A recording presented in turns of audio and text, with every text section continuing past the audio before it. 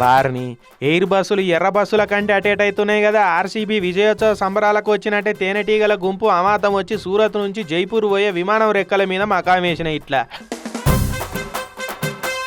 ప్యాసింజర్లు ఎక్కడోళ్ళు అక్కడ కూసున్నాక బ్యాగులు సూట్ కేసులు పెట్టేటోళ్ళు రెక్కల మీద తేనెటీగల గుంపు వచ్చి వాలింది ఎరకబట్టిరు. ఇదేమన్నా పూలతోట అనుకున్నాయా ఎట్లా? ఫుల్గా వెకేషన్ పోదామని ఎక్కినట్టే ఎక్కినాయి కదా. విమానం రన్వే మీదకి వెళ్ళి ఎగ్జిట్ అయ్యే ముంగట మీ స్పెషల్ ఎంట్రీ ఏందే అని ఇక సిబ్బందోళ్ళు తిట్టుకొని ఇబ్బంది పడ్డారు. టికెట్ లేని ప్యాసింజర్లు వచ్చినట్టు విమానం రెక్కల మీద వాళ్తే ఎట్లా అని అయితే అప్పటికప్పుడు ఈగల కింద పొగబెట్టిరు. ఇక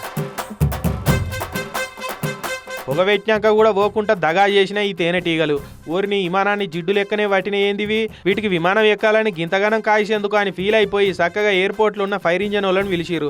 వాళ్ళు ఫైర్ ఇంజన్ వేసుకొని వచ్చి పైపులతోటి ప్రెషర్ నీళ్లు కొట్టిరు. దెబ్బకే ఎటు పోయినాయి. ఇక తేనెటీగలన్నీ మొత్తం పోయినాక గంటసేపు ఆలస్యంగా 4:30కు బయలుదేరే విమానం 5:30కు బయలుదేరింది. ఇక నయం రెక్కల మీదనే వాళ్ళని డోర్ తీసున్నది కదా అని సీదా లోపలికి పోయి ప్యాసింజర్ల మీద వాలలే.